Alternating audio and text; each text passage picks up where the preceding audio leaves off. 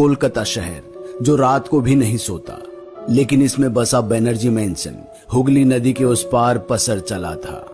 घड़ी की छोटी सुई 1 पर पहुंच चुकी थी और सन्नाटा बिना पलकें झपकाए बस रात को एकटक ताक रहा था। साइकिल से देर रात घर पर लौट रहे गार्ड को अचानक बीच सड़क में लघु शंका लगी, पर वो साइकिल सड़क पर नहीं रोक सकता था क्योंकि गली के कुत्ते अक्सर मौके की फिराक में रहते और गार्ड साहब को कुत्तों से बेहद डर लगता था।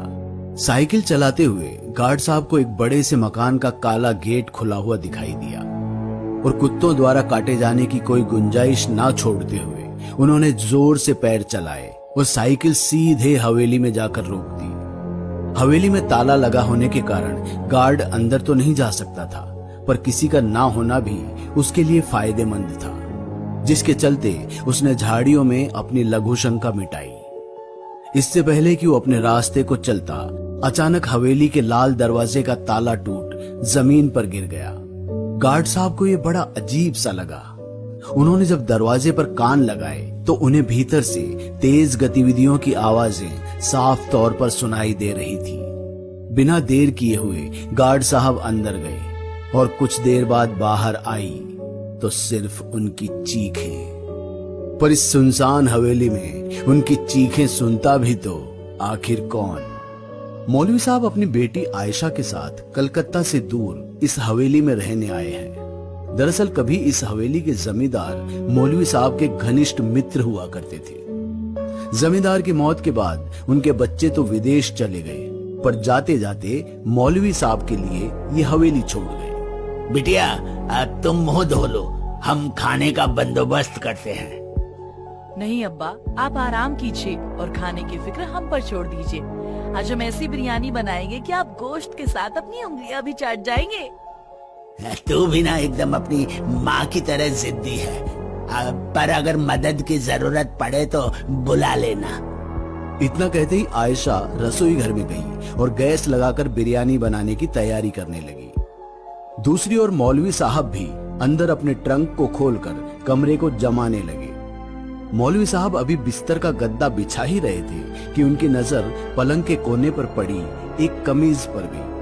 उन्होंने कमीज को उठाकर देखा तो पाया कि कमीज पर स्याह लाल रंग था जो सूख चुका था। उन्होंने उस कमीज को एक आम कपड़ा समझ उससे कमरे की धूल उड़ाने लगे। मौलवी साहब इस बात से बेखबर थे कि ये उसी गार्ड की कमीज थी जो हफ्तों पहले इस हवेली में आया तो था, पर कभी वापस नहीं जा पाया। मौलवी और आयशा खाना खाने बैठे। दोनों को खाते हुए अभी कुछ देर ही हुई थी कि मौलवी साहब को चावलों के बीच कुछ अजीब सा महसूस हुआ। उन्होंने जब उसे उठाया तो उन्हें वो जला हुआ गोश्त का एक आम टुकड़ा लगा, पर जैसे ही वो उसे गौर से देखने के लिए आंख के पास लाए तो पाया कि वो एक मरा हुआ चूहा था। मौलवी साहब के हाथ कांपे और उन्होंने उसे फेंकते हुए एकदम से उल्टी कर दी। आयशा की नजर जैसे ही चूहे पर पड़ी, उसने भी अपनी प्लेट को किनारे पर कर मुंह में गए आखिरी निवाले को थूक दिया और अपने पिता को पानी का गिलास देते हुए बोली, अब्बा कसम से अब्बा, हम कसम खा के कहते हैं, हमें नहीं पता ये कहां से आ गया। अरे कोई बात नहीं बिटिया, इसमें तुम्हारी गलती थोड़ी ना है, ये तो उस कसाई की गलती है जिसने तुम्हें ये गोश्त दिया है। तुम चिंता मत करो, हम बाहर जाकर खा लेंगे। इतना कहकर आयशा और मौलवी साहब घर को ताला लगा बाहर चल दिए। लेकिन हैरानी की बात ये थी कि उन्हें जाता हुआ कोई छत से देख रहा था, जिसके हाथ खून से सने हुए थे। रात को बाहर से खाना खाने के बाद दोनों बाप बेटी घर के पीछे वाले बगीचे में टहलते हुए एक दूसरे से बातें कर रहे थे। अब्बा, हमें माफ कर दीजिए ना। अरे आयशा, फिक्र मत करो, तुम्हें पता है तुम्हारी अम्मी ने शादी की सालगिरह पर खीर जला दी थी। फिर हम दोनों ने उसको 1000 बार सुन चुके हैं अब्बा ये कहानी। कभी कभी अम्मी की ना बहुत याद आती है। बाप बेटी इससे पहले कि कुछ और यादें ताजा करते, उन्हें पेड़ की शाख के ऊपर एक अजीब सी आहट सुनाई दी।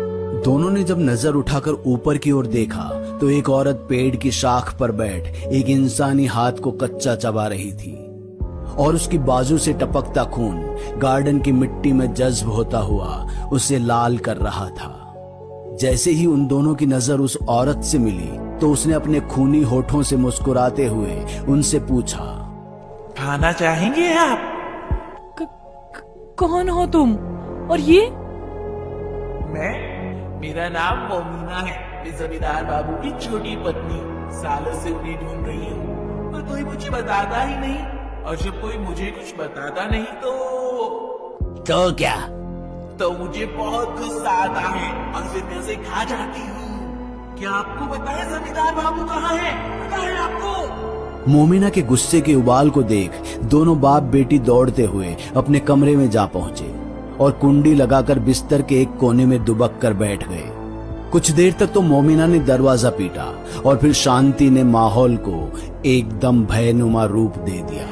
इससे पहले कि बाप बेटी हिमाकत कर दरवाजा खोलते, उन दोनों को सीलिंग पर किसी के नाखून कुरेदने की आवाज सुनाई दी।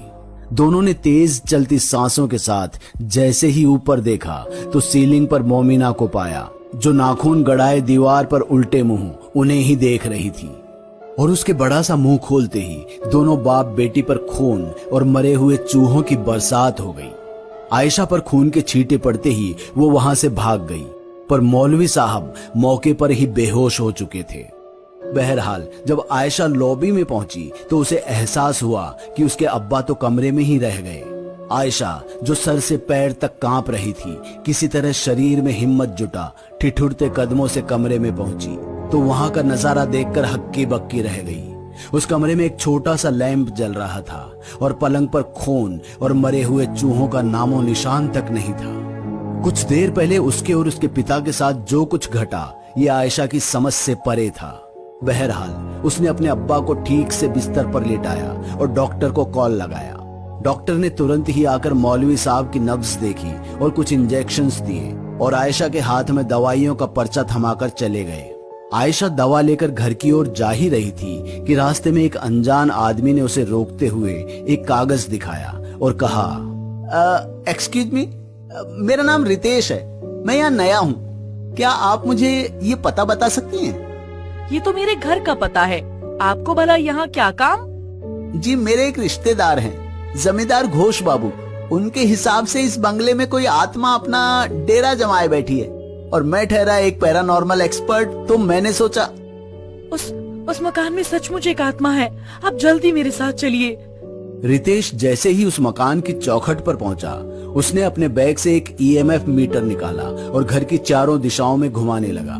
जैसे ही उसने मीटर घर के मुख्य लाल द्वार की ओर किया, मीटर पर रीडिंग 15 के पार पहुंच चुकी थी, जिसका मतलब ये था कि वहां कोई है। ये देख आयशा जरा विचलित हो गई, पर रितेश ने उसे शांत करते हुए कहा, अरे डरो मत, ये पुराना घर है और पुराने घरों में आज के घरों की तरह वायरिंग में अलॉय का इस्तेमाल नहीं होता था। शायद इस घर के तारों में प्योर एल्यूमिनियम है जो मीटर को ऐसे गुमराह कर रहा है। खैर, तुम्हारे पिताजी कहाँ हैं? अब अंदर आराम कर रहे हैं, आप कहें तो। अरे उनको मत उठाना, अभी मैं शाम तक यहीं तफ्तीश कर रहा हूँ, मैं उनसे बाद में मिल लूंगा। पूरे घर के सभी कोनों की तफ्तीश करने के बाद जब रात को रितेश खाने पर मौलवी साहब से मिला तो उन्होंने बेहद गर्मजोशी के साथ उसका स्वागत किया। बरखुरदार, आयशा ने बताया तुम्हारे बारे में। हम तुम्हारे शुक्रगुजार हैं जो तुम इन परिस्थिति में हमारी मदद करने चले आए। जी ऐसी कोई बात नहीं है, मैंने इस घर का चप्पा चप्पा छान मारा, पर मुझे ऐसा कुछ नहीं दिखा जिस पर शक की सुई जाए। बाकी इस मकान की अफवाह भी लोगों के मन में शक का बीज बो देती है। आप एकदम निश्चिंत रहिए, ये घर एकदम महफूज है। रितेश ने अपनी बात समाप्त की भी नहीं थी कि अचानक कमरे की बिजली चली गई और अचानक से टेबल के बीचों बीच जला एक लैंप और उसकी रोशनी में दिखा एक चेहरा जो किसी और का नहीं बल्कि मोमिना का था, जिसकी आंखें नीली और होठों पर वही खूनी मुस्कान थी। उसने आयशा की प्लेट से मुट्ठी भर चावल उठा मुंह में ठोसे और रितेश की ओर देखते हुए कहा, माफ करना, मैंने तुम्हारी बात पूरी नहीं होने दी। क्या कह रहे थे तुम? ये घर महफूज है? तुम चाहती क्या हो इनसे? जमींदार बाबू, वो तुम्हें नहीं मिलेंगे। वो काफी साल पहले चल बसे और उनका परिवार अमेरिका चला गया। और आखिर तुम लगती कौन हो उनकी? उनकी नौकरानी थे हम। काम के बदले तनख्वाह और मन बहलाने के बदले जेवर देते थे हमें। देखना चाहोगे कैसे मन बहलाते थे? अरे नहीं मोमिना, सब जानते हैं तुम्हारे साथ क्या हुआ। मैं तुम्हें एक अंधविश्वास समझता था, पर तुमने मेरा वहम दूर कर दिया। जमींदार बाबू के कर्मों की सजा तुम इन्हें मत दो प्लीज। तुम इन्हें जाने दो, मैं तुम्हें मुक्ति दिलवाऊंगा। नहीं चाहिए मुझे मुक्ति। मेरे कुछ सपने थे। मैं किसी की रखेल नहीं, बीवी बनना चाहती थी। जमींदार बाबू न सही तो तुम ही सही। मैं इन्हें एक शर्त पर जिंदा बख्शूंगी, अगर ये दोनों सुबह तक ये घर छोड़कर चले जाएं, वरना सब मारे जाएंगे, सब के सब। मोमिना की भूतिया हंसी के साथ टेबल पर पड़ा लैंप जोर से फट गया और वो गायब हो गई। कुछ पलों के बाद जब बिजली वापस आई तो सबकी प्लेटों में चावल के साथ एक एक मरा हुआ चूहा भी था। मौलवी साहब और आयशा ने तुरंत अपना सारा सामान बांधना शुरू किया और टैक्सी पकड़ रातों रात उस हवेली से निकल गए। रितेश उस हवेली के सामने खड़ा था और वो मुख्य लाल दरवाजे की ओर देखकर चिल्लाते हुए बोला, मोमिना, अब तुम्हारे और मेरे सिवा यहाँ कोई नहीं है, तो आ जाओ। रितेश के इतना कहते ही घर की स्ट्रीट लाइट फड़फड़ाई और वो लाल दरवाजा धीरे से खुला। दरवाजे के खुलने के साथ मोमिना चक्रासन की मुद्रा में रेंगते हुए धीरे धीरे उसकी ओर बढ़ने लगी। माहौल में एक बहुत ही भयनुमा शांति पसर चुकी थी कि तभी इस शांति को चीरते हुए रितेश ने कहा, अरे बस करो रितु, वो मौलाना और उसकी बेटी चले गए हैं और कभी वापस नहीं आएंगे अब। मोमिना, जो अब तक सबके खून की प्यासी थी, अब अचानक साधारण लड़की की तरह खड़ी हुई अपनी कमर से रुमाल निकाल मुंह से खून पोंछते हुए बोली, शुक्र है बूढ़ा भाग गया, नहीं तो पता नहीं कितने दिन ये ड्रामा करना पड़ता। तो डायरेक्टर बाबू, अब क्या इरादा है? बूढ़ा तो भाग गया और मकान भी हमारे लिए छोड़ गया। अब रात भी जवान है और हम भी। तुम मर्दों के दिमाग में एक ही चीज चलती रहती है ना। खैर छोड़ो, ये थिएटर करना आज सही में काम आया। आओ तुम्हें रबर के मरे हुए चूहों की बिरयानी खिलाती हूँ। विश्वास नहीं हुआ ना, पर यही सच है। रितेश और रितु इस मकान पर कई महीनों से नजर गड़ाए बैठे थे। उन्होंने मौलवी को खत लिखकर कई बार इस मकान को बेचने के लिए कहा, मगर मौलवी हमेशा जिद पर अड़ा रहा।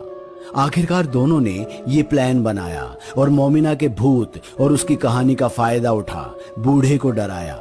फिर भले ही वो पेड़ पर बैठी मोमिना हो या बिरयानी में निकले मरे हुए चूहे या फिर डाइनिंग टेबल पर लैंप का फूटना, टेबल का थरथराना, सब उनके प्लान का हिस्सा था। पर शायद मोमिना के भूत का रितु की जगह लेना रितेश के प्लान का हिस्सा नहीं था। क्या रितेश को कभी मोमिना का सच पता चल पाएगा? अब तो समय ही बताएगा कि क्या होगा इस लाल दरवाजे उर्फ रेड डोर के पीछे।